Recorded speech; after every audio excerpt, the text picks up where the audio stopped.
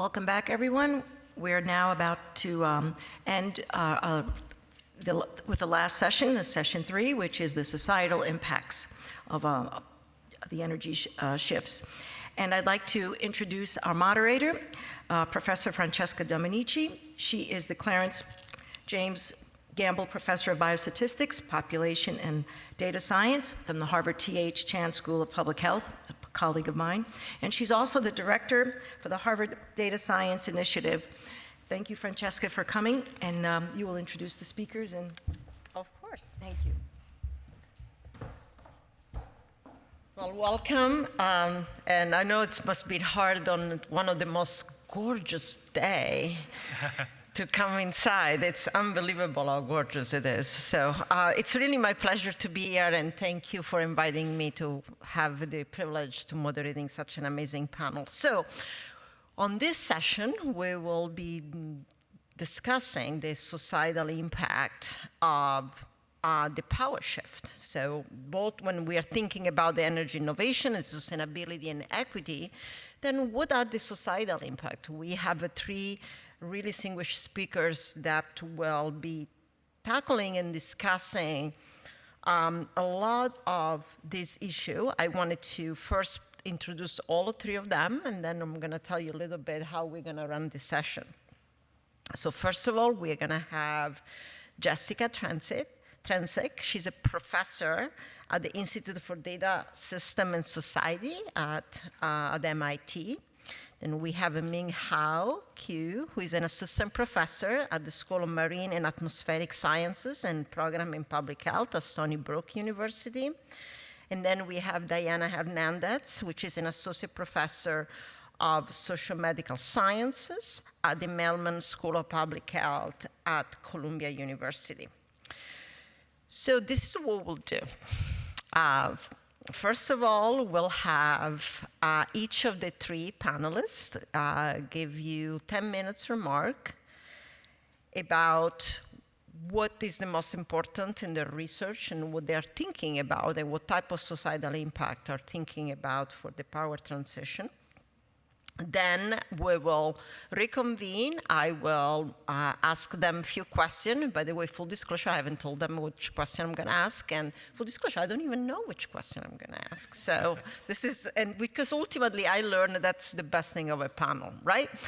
And in the meantime, I will invite you to really think about questions that you would like to ask. I've been instructed, and you probably will know much better than I am because you were here this morning, is that we will be, you're welcome to submit questions at any time during the session, and we will get to you, we will get as many as we can. I have an iPad there, so I can track what the question we are going to tackle.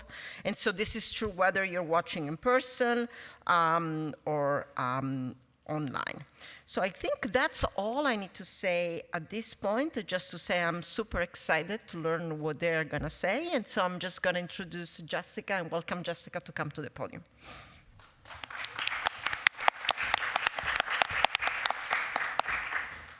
Wonderful. Thank you, Francesca, and thank you for the invitation to be here. It's great to be here. So I'm going to give a just short overview of my research on employing technology innovation as a tool to enable climate change mitigation, to address the climate crisis. And so we want to be deliberate about what technologies we invest in and what outcomes we're aiming for, because we have limited time and limited financial resources to address this challenge.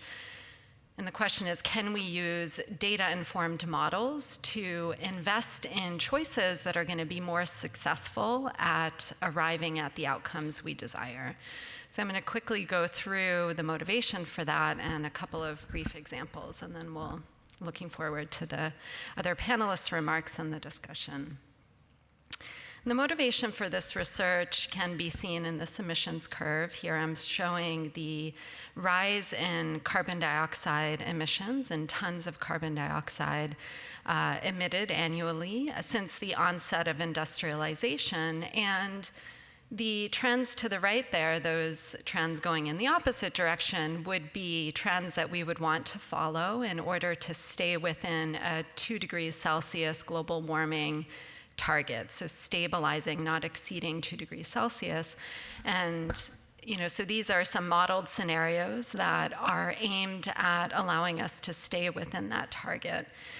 And 2 degrees Celsius has been adopted in the Paris Agreement as an agreement by all nations, climate threshold that nations have agreed not to exceed in an attempt to avoid the worst impacts of climate change.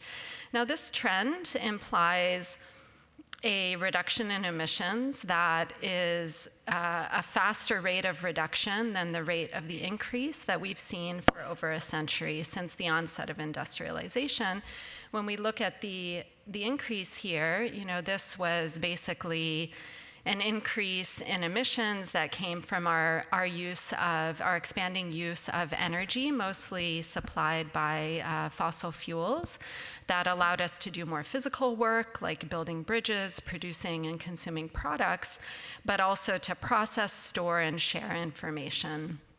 And the challenge really, as we think about the transition and sort of bending that curve down, is to expand our ability and using technological tools, but also, incentivizing beneficial behaviors that people want to engage in. But we really have to rely to a large extent on expanding and growing a set of technological tools that will allow us to do that physical work, to process, store, and share that information, but without contributing carbon emissions. So it's really about expanding the technological base, a different kind of technological base that will allow us to do the things that we want to do and also grow living standards around the world, and at the same time not contribute carbon emissions. That's the challenge. So I think in some ways it's, we've seen this rate of growth in the past, this rate of change, and now the idea is to have a different kind of change, a bit faster. If we do it right, there can be all sorts of benefits, not limited to, hopefully avoiding the worst impacts of climate change, the effects of which we're already seeing, of course, but also improving health outcomes. Large percentage of negative health outcomes can be attributed to air pollution from fossil fuels, for example. We can potentially expand employment and more equitable employment opportunities, economic opportunities, and energy security as well by drawing on more local resources and an expanded base of energy resources around the world. Now, we have only to look as far as the latest data point in terms of annual emissions to see that we haven't bent the curve down. 2023 set a new record in terms of annual emissions. There has been progress. Some clean energy technologies, I'm showing solar, wind, and lithium-ion cells, have improved substantially. So we've seen a more than 99% cost decline in solar energy, more than 97% cost decline in lithium-ion batteries. These technologies have improved roughly exponentially. They have certain advantages because the resources they draw on, solar and wind, are available around the world. They can make a big contribution to decarbonizing energy systems, but not all technologies have fallen in the costs of not all technologies. The costs of technologies have not all improved over time. We've also seen rising costs of nuclear power plant construction costs. Overall, when we look at where we are in terms of the tools we need to decarbonize energy systems, estimates suggest that we can, with current technological tools that are relatively affordable, cost competitive, and scalable, we could decarbonize about 75% of energy-related emissions. The trend I showed before with those rising emissions, about 75% of those emissions come from the energy services, the energy sector. So obviously, the technical assessment that I just mentioned is not being realized. We're not seeing the emissions curve bend down yet. So there's a lot more work to do, on getting clean technologies that are available, making them accessible, tracking that transition, and then also developing tools that haven't yet been developed to address energy services that aren't as amenable to being electrified using electricity or as amenable to using solar and wind energy. And so my group's research is really on trying to understand how we can draw on past successes, past failures, learn what's worked, what hasn't worked, and then strategically invest in technological change processes to accelerate beneficial climate solutions. And we look not just at costs, but also other impacts of energy systems and overall, that broader definition of benefit that I mentioned before. And we work in two main areas. One is understanding why some technologies improve faster than others and how we can be strategic going forward.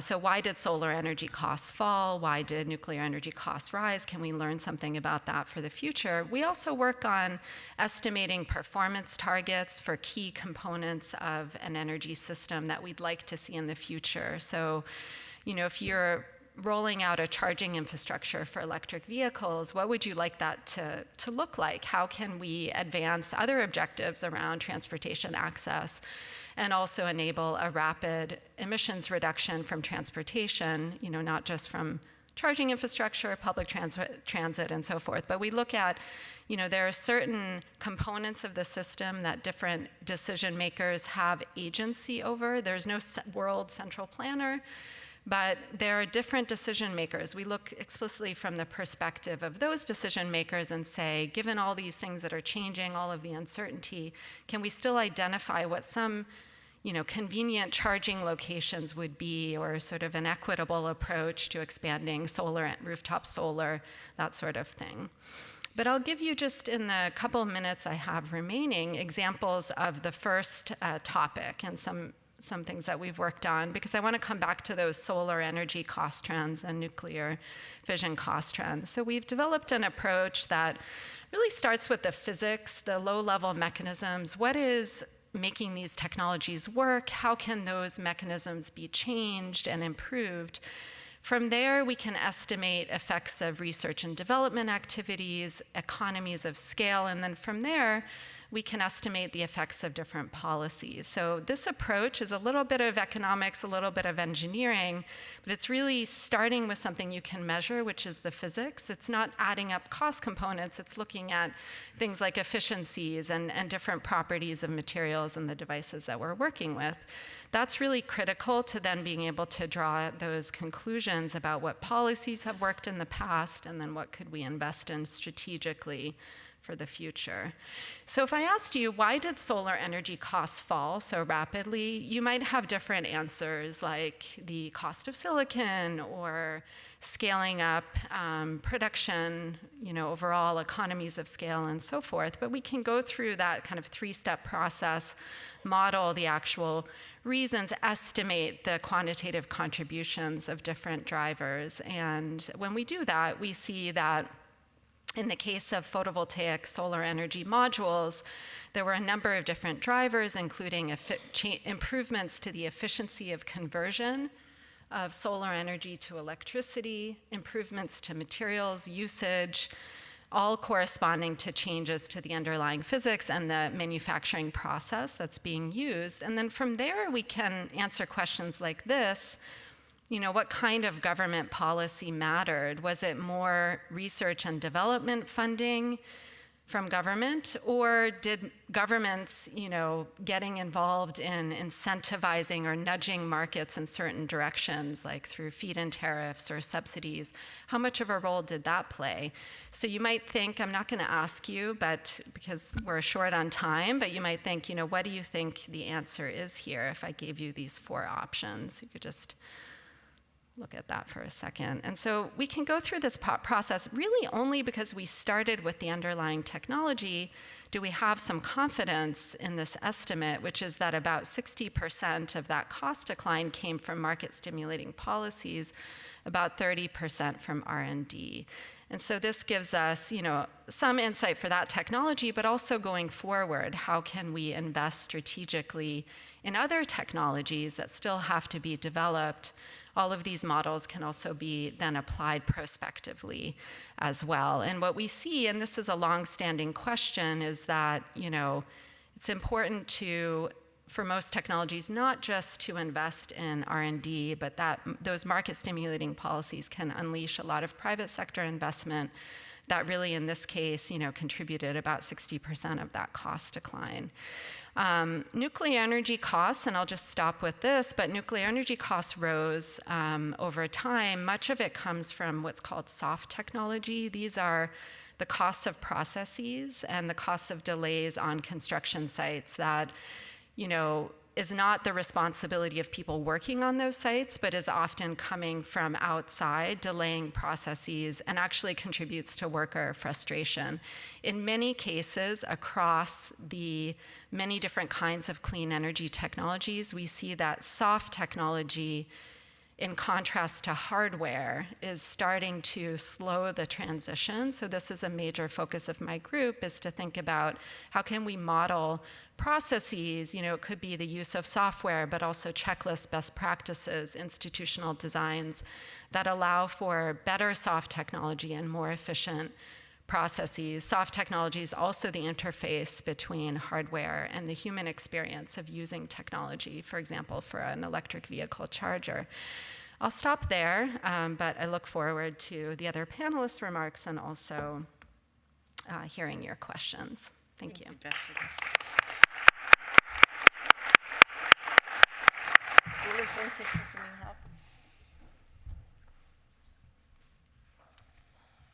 Right, hello everybody. First of all, thanks to the organizers for having me.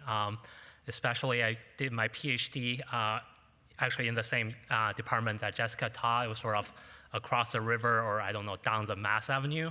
And so excited to be back to the other part of the Mass Avenue.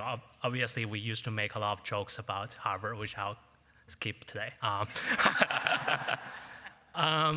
Today, I'm excited to be here to talk a little bit about our research and some of the thoughts we have been thinking about the interrelationship between air pollution, climate change, and the energy system. So obviously, a lot of this research is inspired by a lot of pioneering research, actually from people like Francesca, but also I know Diana will talk a little bit about the air pollution perspective. So I also look forward to that.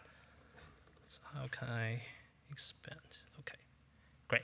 So I'm pretty sure that everybody sort of in this room know that air pollution is a big problem, that we may have some kind of this in-person experience, or at least you sort of know this from the press. But just to give you a sense of the magnitude of the problem we're talking about, so air pollution is a truly global challenge, and there are all kinds of estimates, but this is one of the almost like a conservative estimate that globally air pollution killed more than 7 million people every year. And if there's this big consortium that sort of try to understand the different causes for mortality, and air pollution is there number 4 on the list, just after high blood pressure, tobacco, and dietary risks. We also know that a lot of the air pollution globally is due to burning fossil fuel. So here I'm showing you these 2 maps. On the top is the estimated mortality due to all kinds of air pollution each year. And then on the figure below is if we remove the contribution from fossil fuel, the contribution of fossil fuel to air pollution, then you can clearly see that the 2 maps are dramatically different. And like even for if you sort of zoom in very closely, you'll see sort of like for US, the color changes a little bit, which doesn't seem like a huge number, but we're talking about something like 100,000 people, 100,000 deaths every year due to fossil fuel contributed air pollution, even in this country. And obviously, the number is much larger in more populous countries where the energy grid is even dirtier. So let me just talk a little bit about sort of the emerging evidence that from the research perspective, we have been seeing sort of to how the low carbon energy can improve air quality and human health.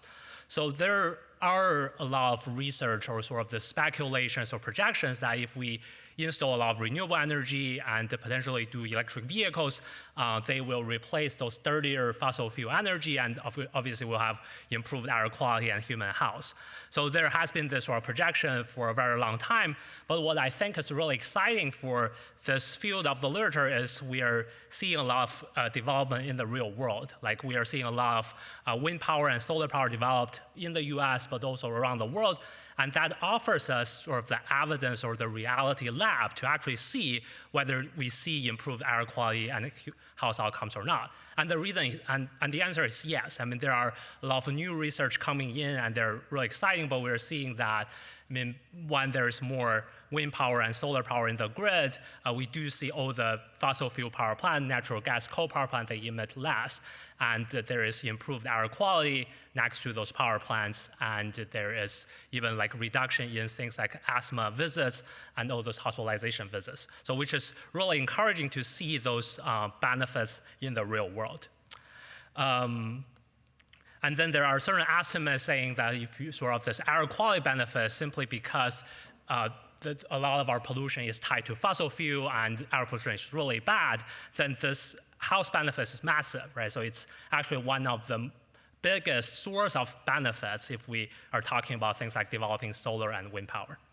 The certain technology is more complex in terms of the sort of trade-off between whether it reduces carbon emissions, so the climate goals, or whether it reduces air pollutant emissions. So there are certain trade-offs between climate pollution goals. Things like EV, for instance, obviously you reduce the pollutant emissions from the internal combustion vehicles, but on the other hand, you increase electricity demand. And if those electricity comes from coal power plant, then there you will have this sort of trade-offs.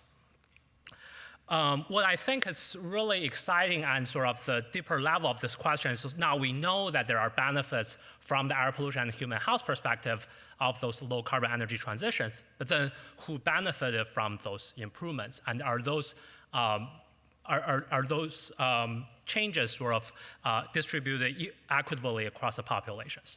So effectively, everybody sort of benefit from clean air, and we're talking about sort of in the case of the renewable energy, right? So for instance, so here is one of our recent research findings. So we're looking at who benefited from the improved air quality when we have more solar power. So essentially, we look at the historical data from all those fossil fuel power plants, and we try to see which power plant reduce their emissions when there's more solar power or when there's more solar radiation, essentially, in the grid. So it's sort of this natural experiment that allows us to understand which power plants were replaced by the solar power. And then we use air quality models to sort of simulate the air quality changes. And here's sort of a breakdown of those the solar power air quality benefits across different income thresholds, racial and ethnicity.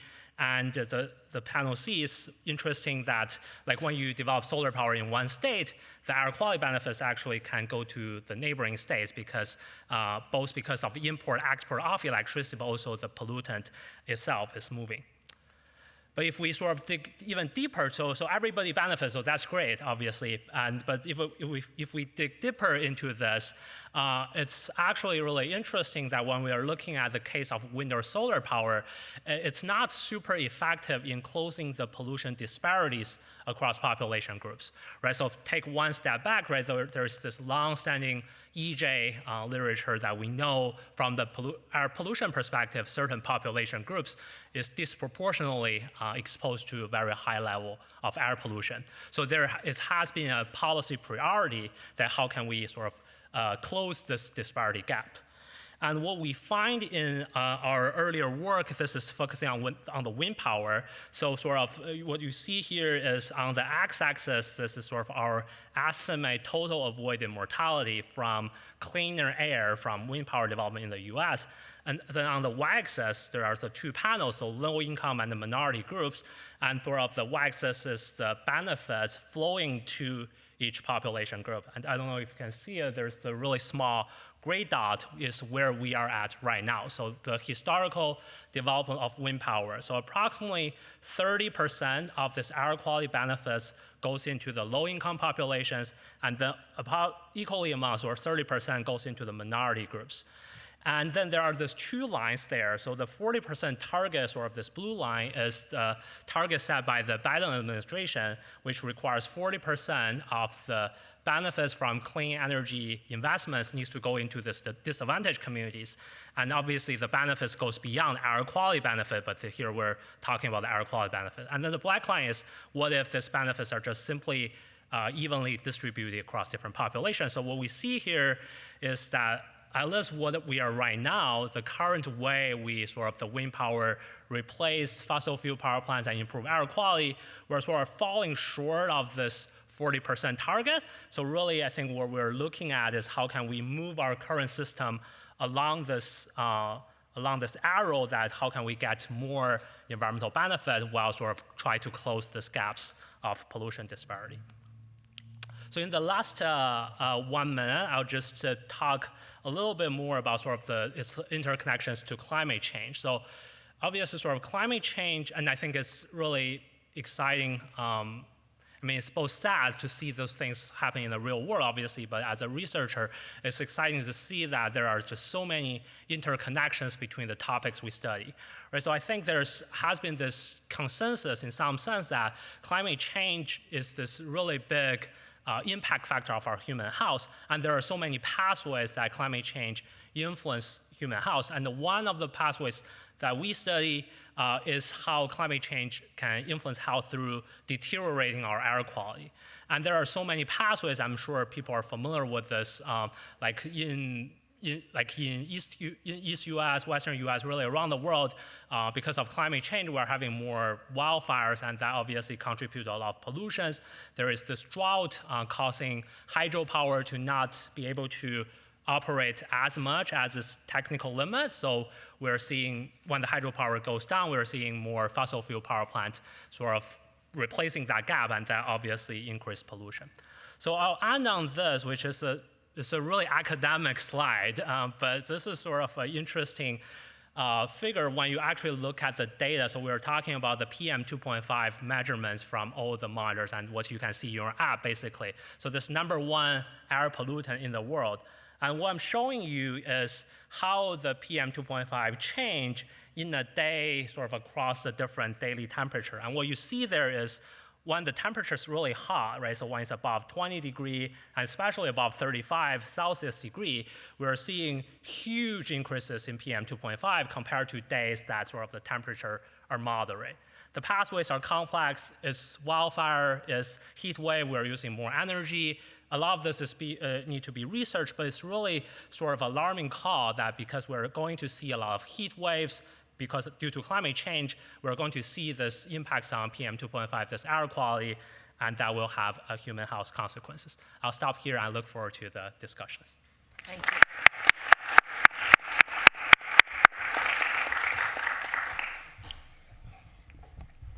Excellent. Good afternoon. How are you feeling? Good? All right. I'm really excited to be on this panel. Thank you so much to the organizers. And I'll get started with this real call to action in many ways about how this power shift really is an opportunity to advance justice in the US. And as a sociologist, it's my duty to bring you all to the home environment and to actually interface with people. And so eventually we'll get there. But let me just start by saying that when I think about energy, it hits home. And it hits home because we are more reliant on energy, and we're more reliant on it for different reasons, and that has shifted over time. And one of the elephants in the room, of course, is that affordability is a huge challenge. And as we kind of undergo so many of the changes, this will ultimately hit people in real personal ways in their purses and their wallets. So the cost of energy has increased, consumption has increased, and bills have skyrocketed. And that is actually predating this massive shift in the energy system. Of course, this is where Minghao also just kind of left off in thinking about the interface and the kind of connection to climate change. We have rising temperatures, we have increased energy costs, we have the high cost of inefficiency and housing deficiencies, so thinking about the housing and the built environment aspects of this. We also have power outages, which impacts people's access to energy, and this push to electrify and what this ultimately means for vulnerable households. Now, we know that the clean energy transition is in some ways about phasing out fossil fuels, so all of the really brilliant technologies that were discussed in the first panel. We know that decarbonizing is an important and essential climate solution, but this clean energy transition is not only urgent in terms of time, but also in terms of the process and how we get there and the kind of outcomes that we see, not just technologically, but also socially. So if we get it right, Ayanna Johnson just wrote this book, What If We Get It Right, right? What if? But if we get it right, then ultimately the clean energy transition will deliver social and environmental benefits. We'll have reductions in energy, in emissions. We'll have improvements in efficiency. We should have better affordability, and that might take different pathways, which we can get to. We'll have greater access to energy around the world, which is another critical issue where we talk about the global south, for instance, and not having access to energy at all. So how do we close those gaps? Democracy and governance, what are the implications from a social perspective on how we regulate energy and what the implications are for both health and wealth? I like to think about this is where I bring you home. So now we have this big picture about the hopes for the energy transition from a climate change perspective. But in terms of how individuals, families, households, and communities are impacted by today's energy system, we're really talking about levels of insecurity for some households. And that is defined as the inability to adequately meet household energy needs, energy insecurity. It has these kind of three dimensions: an economic dimension, which is about the financial hardships, a physical dimension, which is about the homes and kind of how efficient those homes are, and the many coping strategies that people use to both prevent and respond to both the physical and economic challenges that they face. This is data from the Residential Energy Consumption Survey, and these are just some indicators of energy insecurity, where people are lacking heat, they're lacking air conditioning, they are receiving disconnection notices, they're keeping their homes at an unhealthy temperature, and also reducing or foregoing basic necessities like food, transportation, and medicine in order to afford their utility bills. But if we get it right, we actually have the potential to improve comfort, to improve health, and to improve dignity. And at a basic level, most of us just want to be able to wake up and feel dignified in the environments that we are in.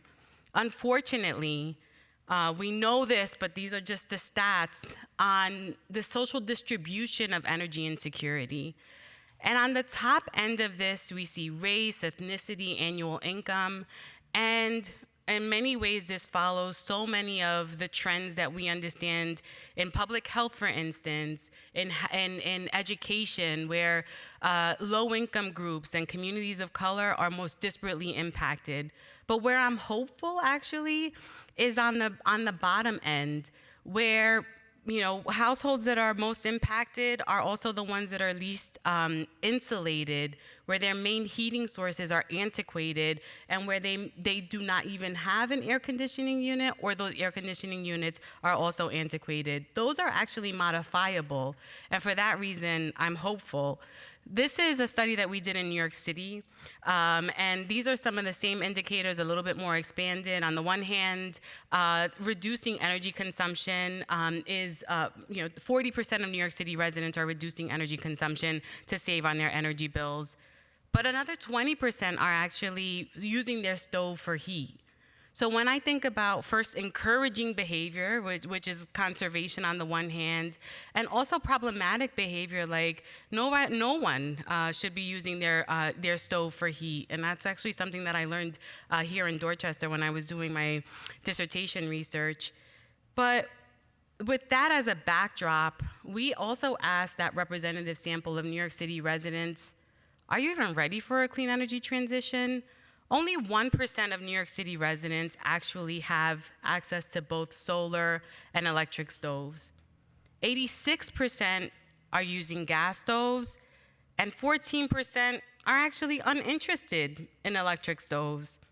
And those that are least interested actually face they face fewer barriers because these are higher income groups that are living in less disadvantaged areas. And paradoxically, the people that are most energy insecure are the ones that are most hopeful about what the energy transition will actually mean for them. 5% of New York City residents are using solar. 77% are actually interested in adopting solar. Of those that are uninterested, they're talking about the lack of agency. So this question of control and the ability to make decisions, about confusion.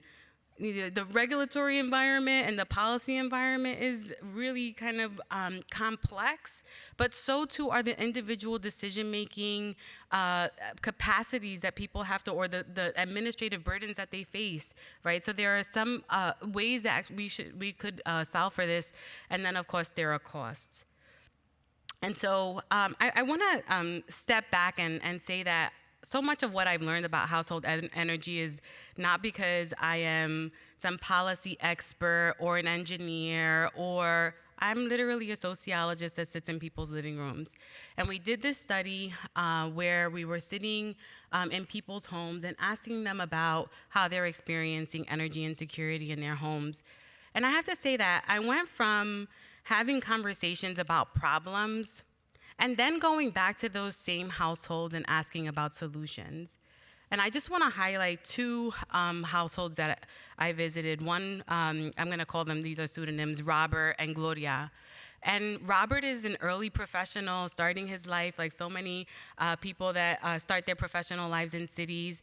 And he lives with roommates, and he talks about the affordability challenges. We talked about him using, transitioning and what the energy transition would mean to him, and how much, what that would actually take. And he said, I'd never really been having this conversation with people in a way that makes me think about these issues. And so too, Gloria is a mom who literally uses her stove for heat. She has 2 kids, and she talks about having to warm her home, her 1-bedroom apartment in this way. And she felt super smart about talking about what the energy transition looks like and what she would be willing to give up. And so when I think about what's ultimately necessary to actually make a power shift possible, it's that we have to be thinking about these issues as relational. We are in relationship with energy. And in the same ways that relationship principles of desire and trust, fairness, mutual effort, and long-term commitment are essential for any of the relationships that we keep with others, they're also really important as we think about our relationship with energy. And really, in some ways, that really requires engagement, education, and empowerment. Because indeed, a clean energy, a future is really about reimagining energy and climate futures to end needless human and ecological suffering. And with that, I'll end. Thank you.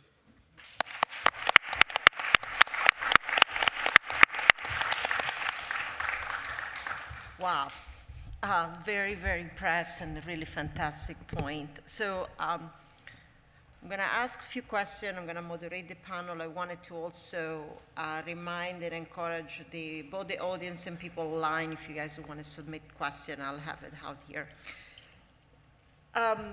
Well, Jessika, Minghao, and Yana, thank you so much. And I think actually I'm going to just sort of go back to the same order and ask him some question. But Yana, I was really impressed with that you said, how do we get this right, okay? And so I think that's where I want to focus the conversation. And so, Jessika, really impressive when you are talking about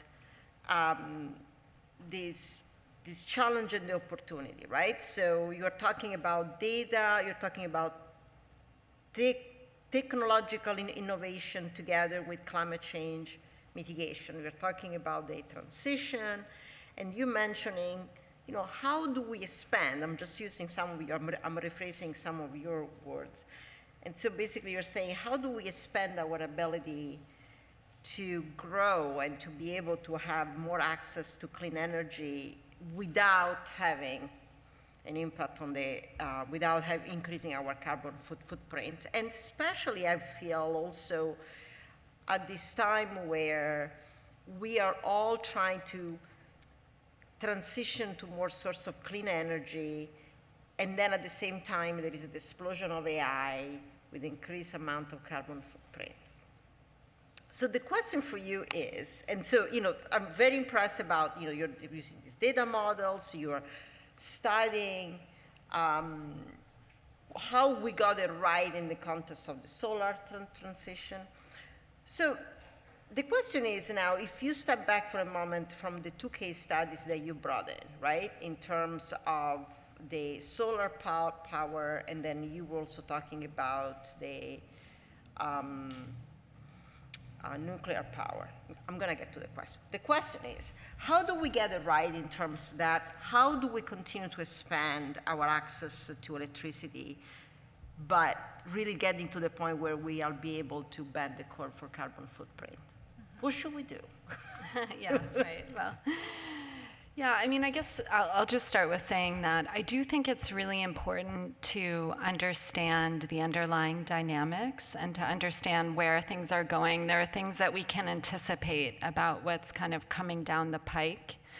Are we investing in the solutions that are going to give us the outcomes that we want? And I think too often with technology, we kind of try to clean up after the fact, but the reality is that there is actually some predictive power in, some of the data, some of the models, and it's not, the future is always uncertain, but I think you can actually see where things are going and sort of anticipate change. It's sort of like, I use this analogy in my class today that I just taught right before coming here, but it's like if you were betting on the outcome of a race, like you're trying to decide what horse to bet on, and I don't do this, so I'm sorry if I'm not getting the terminology right, but would you not, and there's one horse that always starts out a little bit behind, but always, catches up and sort of accelerates throughout the race.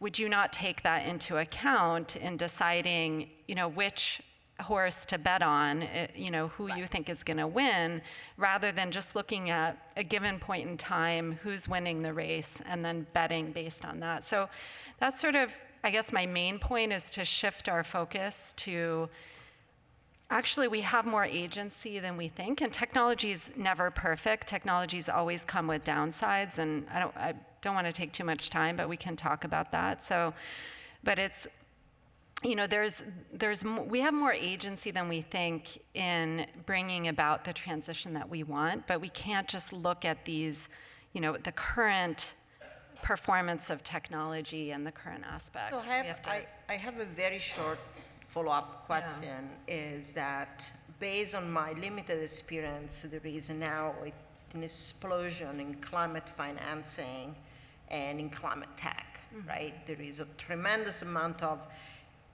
enthusiasm and energy where we see a lot of venture capitalists, betting, right, billions of dollars on new technology. And so let me give you an example, something I know nothing about, but I'm curious about what you think. There's a lot about, how do we build new cement that has a lower carbon footprint? So how your research and your science is involved?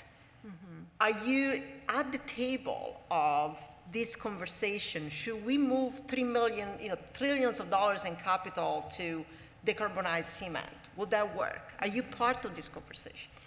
Yeah, and it's been interesting. I mean, I am, and it's been really interesting to see over the last 20 years how, like, the different groups of people that are converging on asking similar questions. So it is in finance, but it's not just in finance. It's also at the UN. It's also at,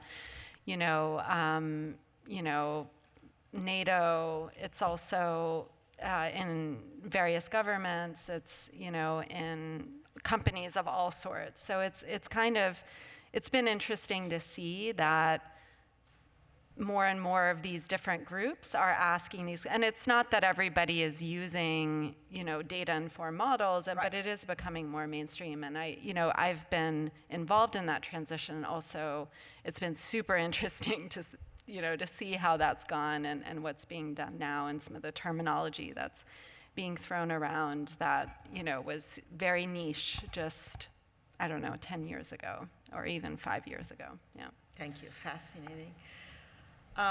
Minghao, of course, you talked about a topic that's very close to my heart and something that, a lot of the conversation and some of the work actually we've done together. So thank you for bringing that to the attention. So the question for you is, you properly mentioned that the air quality regulation and reducing, in this particular case, PM 2.5, is also an effective approach for the reduction of greenhouse gases. And that's because they are both relying on fossil fuel.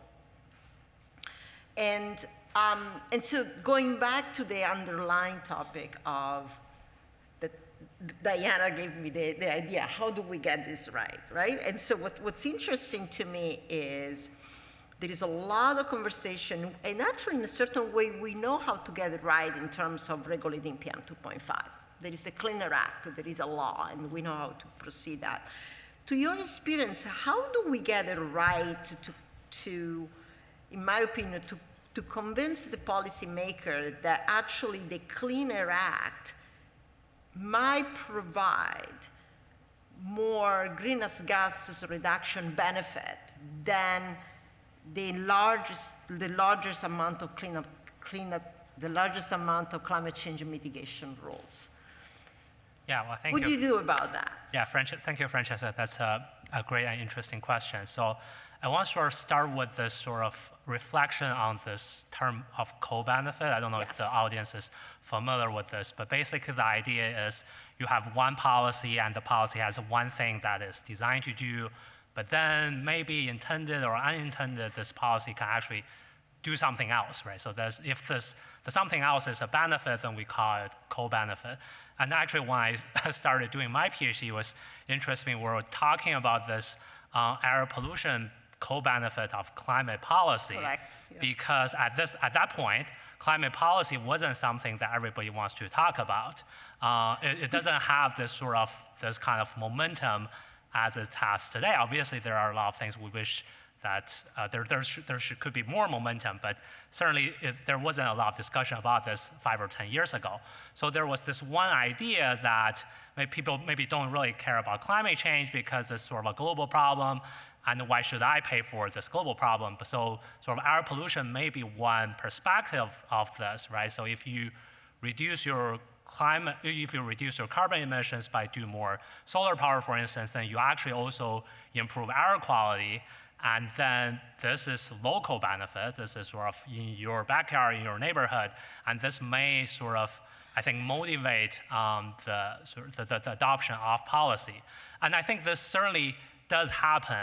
I don't know how much it actually plays a role in the US, to be honest. I think what drives, and Jessika probably knows a lot more than this, is like what drives our adoption of solar power or wind power is largely economic decision, not really air quality.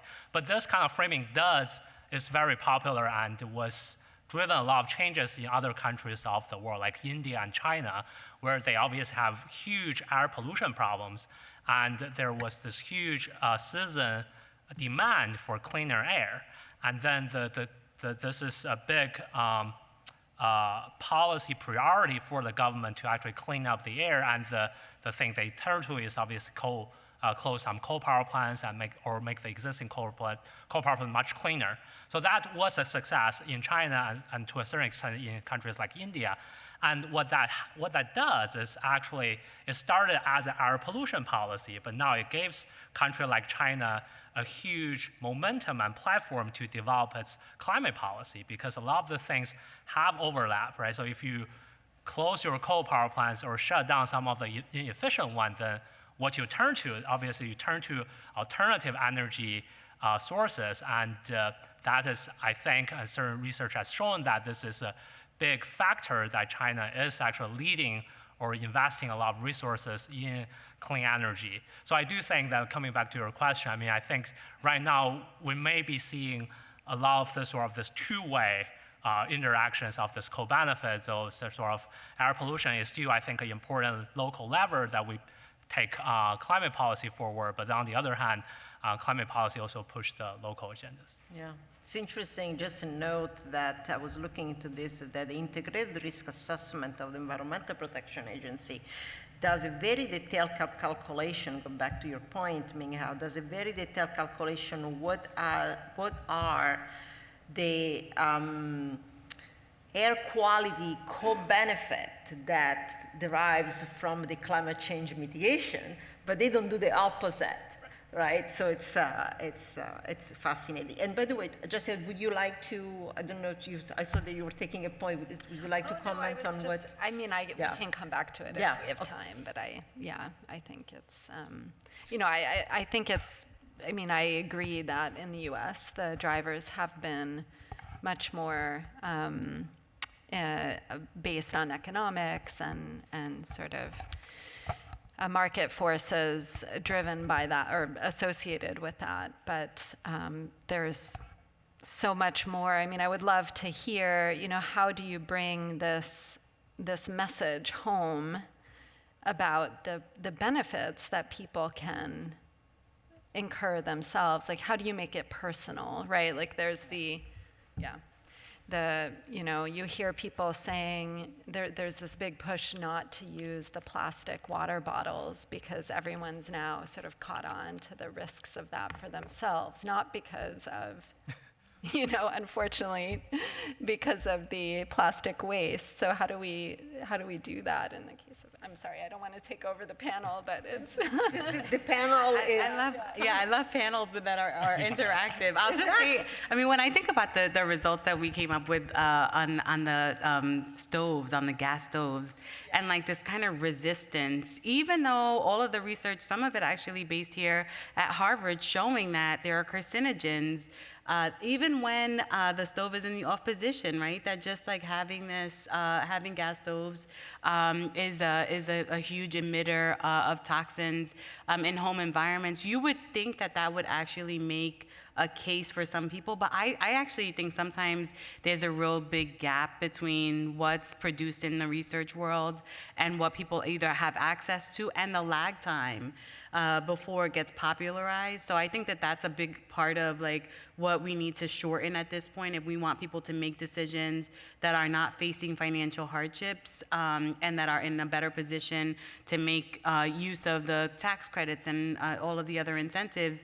Then I think somehow we have to be making them more aware of whatever is going on that makes it personal. And I think that's another big piece of this is that, energy conversations often are abstract and they're kind of detached from everyday life. And my work really tries to close that gap, but I think that's a huge issue. And also like people feeling like they can insert themselves in the work and in the conversations. Yeah. Diane, I really love your framework of engage, educate, and empower, and really thinking so deeply about the equity and the justice.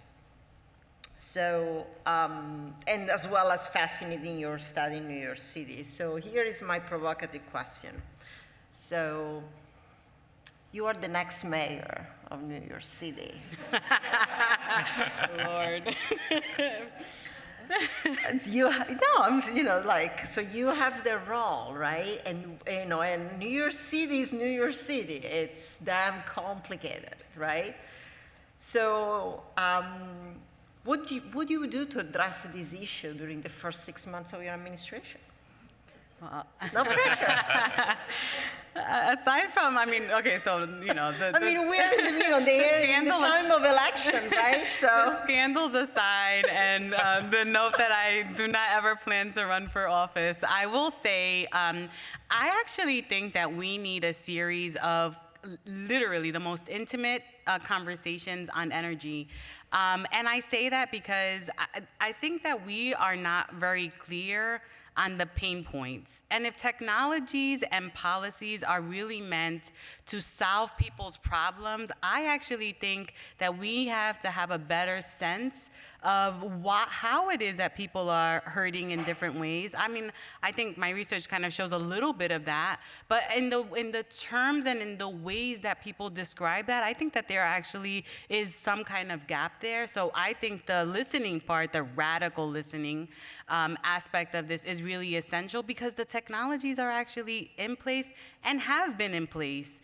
What we really need are the ways to accelerate adoption and make that pipeline much easier, as in, like, you know, we don't need 1% of any city, for instance, right now, when we have 2030 goals right around the corner to meet, that have access to the things that are closest to them outside of, let's say, heat pumps. So I think that part of it is understanding the pain points, and then it's really, I think, a communications, marketing, branding goal to shift what we do have and say, well, these are the solutions to the problems that you state you have. And so that's what I would do. I mean, I'm not running for office or whatever, but if I had 6 months to do something, I think part of it is just like making sure that what we have on deck is actually being used for the purposes of solving people's problems. Yeah, and listening and making it more personal. Yeah, thank you. Right, we were going to transition for the last 15 minutes. I got some excellent questions from people either in the audience or online. So let me start with Jessika. So Jessika, they are asking, there are a couple of questions about, one is about nuclear energy, and I'm just going to read both of you, and then you can pick and choose or address both. So one question is nuclear energy more about saving money or reducing environmental pollution? And then also, if you could provide some thoughts on the enhanced geothermal as a source of the base load clean energy. I mean, so nuclear is an interesting one. So there are some countries around the world that rely on, and globally, we rely on substantial amounts of nuclear energy. But in some places, like in France, for example, it's a large portion of the energy supply. And I always say that with nuclear, it's an option for climate change mitigation in places where people want it. I mean, at the end of the day, it comes down to what do people want and what are they going to accept and what are they going to go for. And you see quite a bit of variability across locations in terms of whether people want it. And the cost trends that I showed, where nuclear costs have been increasing over time, those were from the US.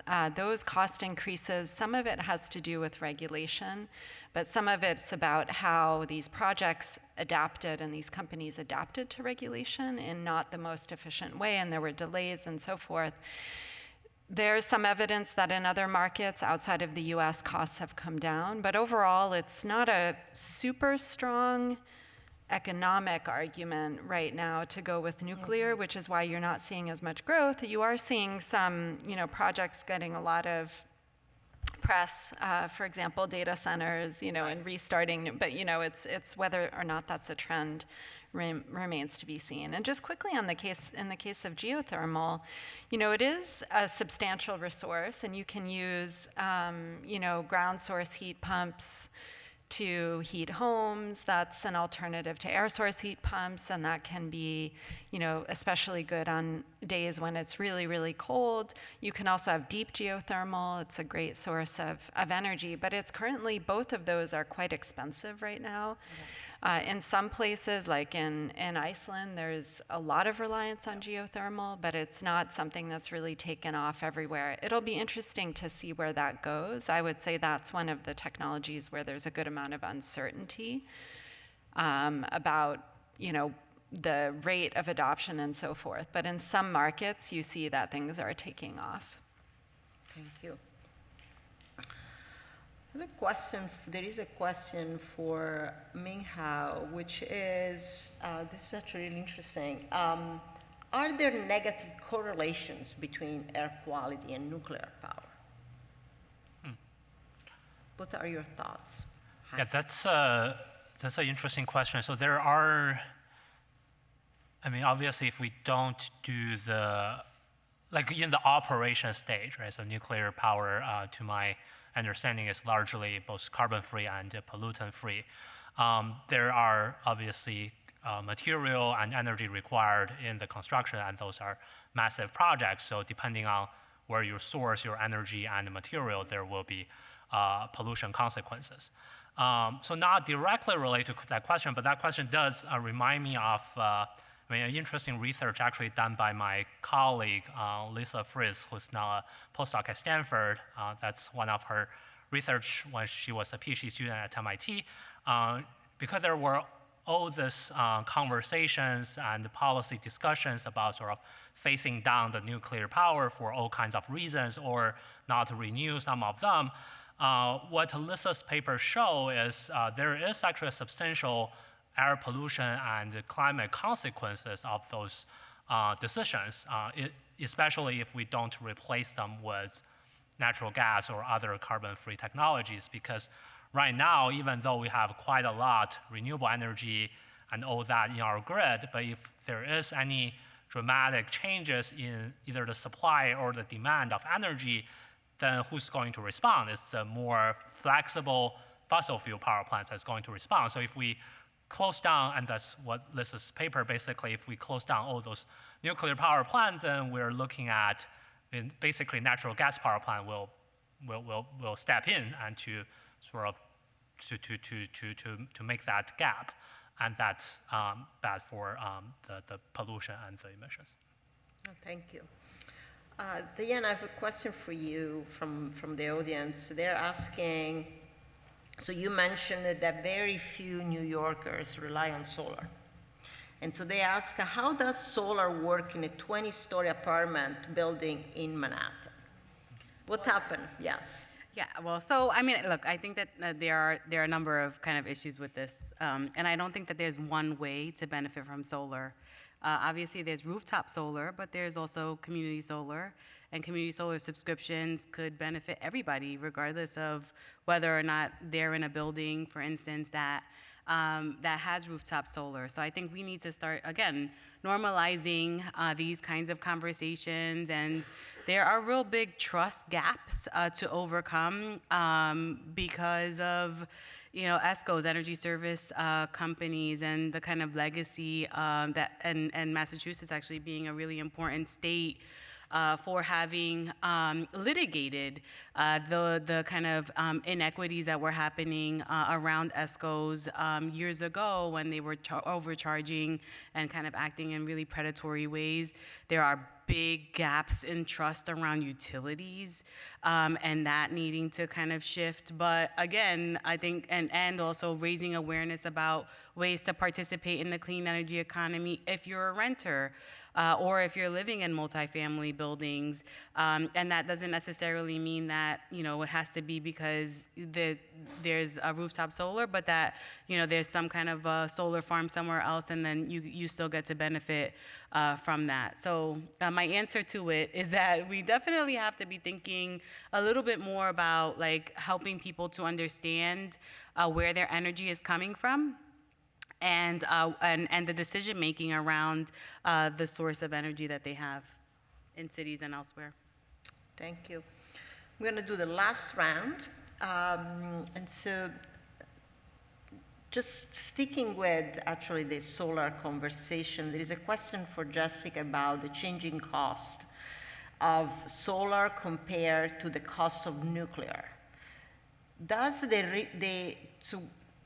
to what degree government regulation can play a role?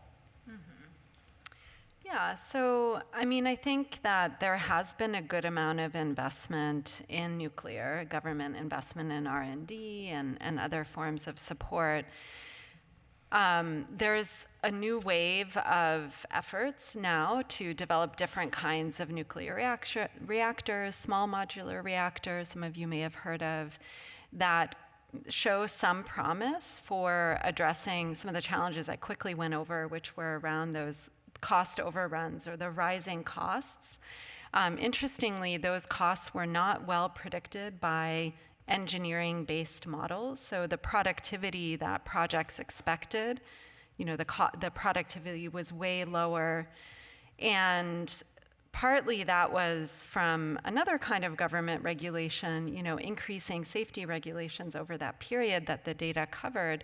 But when we look at the underlying mechanisms, it wasn't entirely a response to those safety regulations. So different decisions could have been made if the delays had been anticipated, if you had, allocated your resources a little differently, you maybe wouldn't have seen those rising costs in the same way that you did. So that's why I think it's really important to kind of explicitly model this area of technology that I call soft technology, which is, what defines processes. And so I think there's so much potential there. And then in the case of solar, the cost decline was driven by those two kinds of policies that I mentioned, research and development funding, market expansion.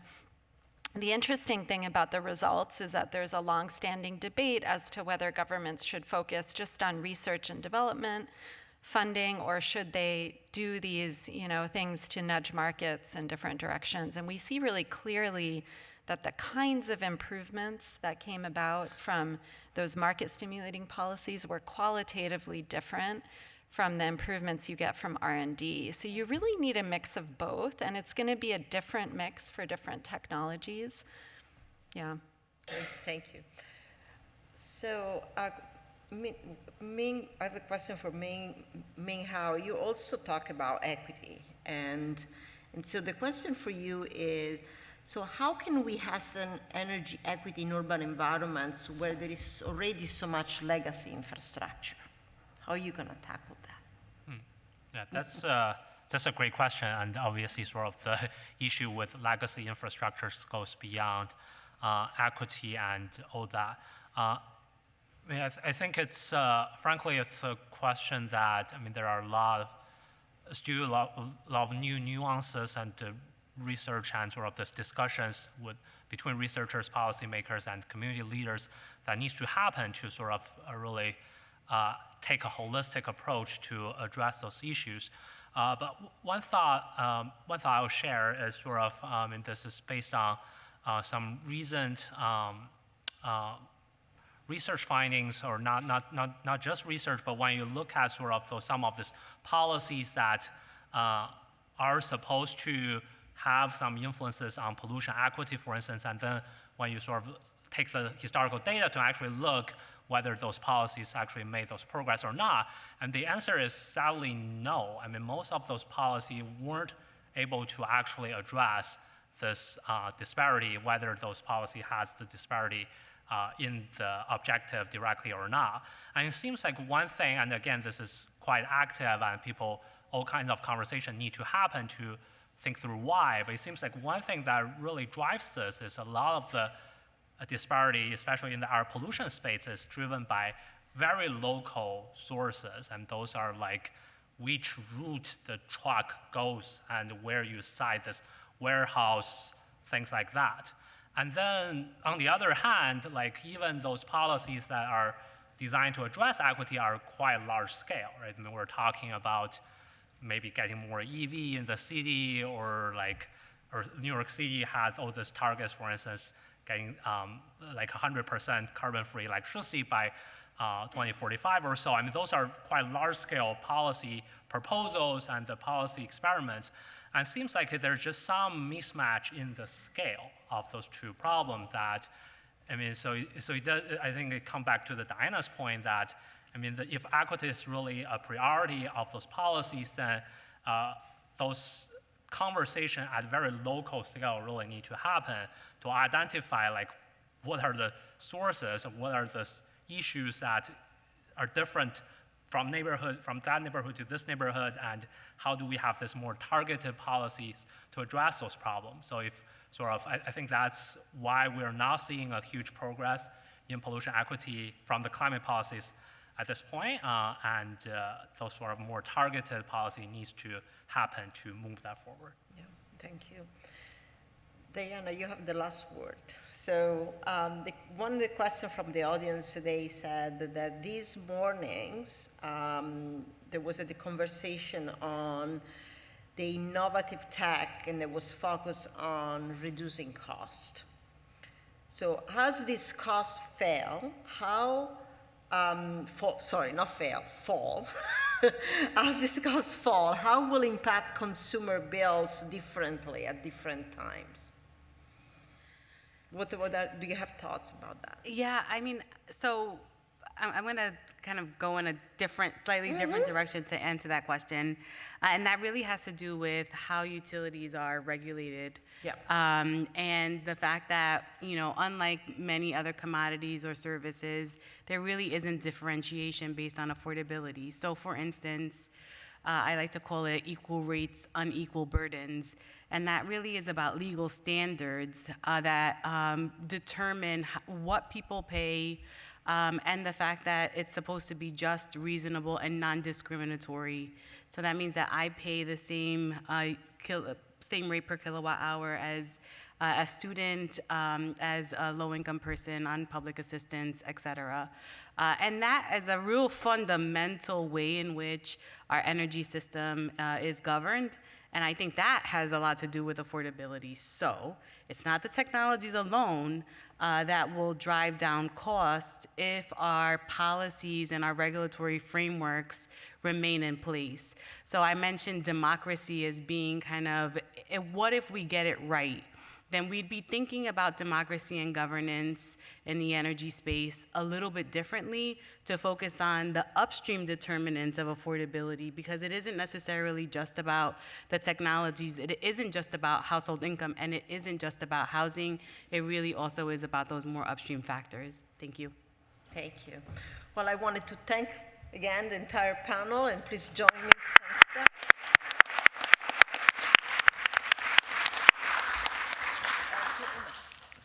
Thank you, Francesca. Thank you, the speakers from session 3, session 2, session 1, all the moderators today. And I'd like to actually thank Ido, my partner, who helped me, as well as Becky and Don, put this fabulous symposium together. And I also need to thank our dean, who always shows consistent support for all the science programming that we do. And before I thank the in-person audience and the virtual audience, I'd like to offer a few summary reflections, not just the sessions today, but from last night. So last night, we hosted the climate chief of Massachusetts, Hoffer, and she had a lot of interesting things to say. But one of the more interesting or take-home message that I got was that in order to do energy transition, quote, we can't shut it off tomorrow because it's not safe. Figuring out the transition from fossil fuels to cleaner alternative has to be done in a smart way. We need a measured approach. And so today, when we started session 1, we talked about frontiers and science and technology. What did we learn? We learned that last year, the US alone used 94 quadrillion sterling British units of energy. Oil, coal, natural gas, still 80% of energy. And it impacts not just climate, but climate impacts everything, as we heard, health, economy, employment. So alternative energies that we heard about this morning can help mitigate. Fusion systems. We understand one of the largest experiments in history is ongoing, creating this 4-story magnet, and it can enable the transition. We learned about hydrogen. Why hydrogen? Well, it can be pollution-free, it eliminates reliance on fossil fuels, and it can play a major role in all forms of alternative energies. And we learned it's very catchy, 111. So $1 for 1 kilogram in 1 decade. Very catchy. And then, of course, shipping, where we learned that it can use hydrogen. So it can use zero carbon fuels. In addition to hydrogen directly, it can use biodiesel and, of course, methanol. And then we transition to session 2, because policy is where the rubber meets the road. In this session on policy and implementation, we learned that we need to leverage social norms and consider your audience. Behavioral scientists are providing the data to incentivize so that we can implement the policies. We need to bring everyone to the table. It's all hands on deck approach. We heard that throughout the sessions today. And we heard that even though the day-to-day seems like a slog, we're not really getting anywhere, we have made great strides. And we're reminded of the whale oil, which took 100 years to transition out of. Then we concluded with session 3, societal impacts. We learned that solar energy prices fell, and that was in part due to government policy, stimulated private sector. We also know that air pollution is a global challenge, more than 7 million deaths a year, and it's not just hand-waving. We have objective data. We have particulate matter 2.5 rising as a result of high temperatures. So there's real data to support the association. And then the clean energy needs to prioritize justice. And so how can we go home and not remember this quite incredible quote, "No one should be using their stoves for heat." And part of the solution that Diana suggested was to have a relationship with alternative energies. And like all relationships, you need to engage, you need to educate, and you need to empower. And so with that, I'd like to thank the in-person audience, the virtual audience, and to remind everyone that recordings of the conference sessions will be posted in the coming weeks on the Radcliffe website, radcliffe.harvard.edu, and you can find also upcoming events. And I want to thank you all for joining us, and I don't need to read this, wish everyone a pleasant rest of your day. Thank you very much.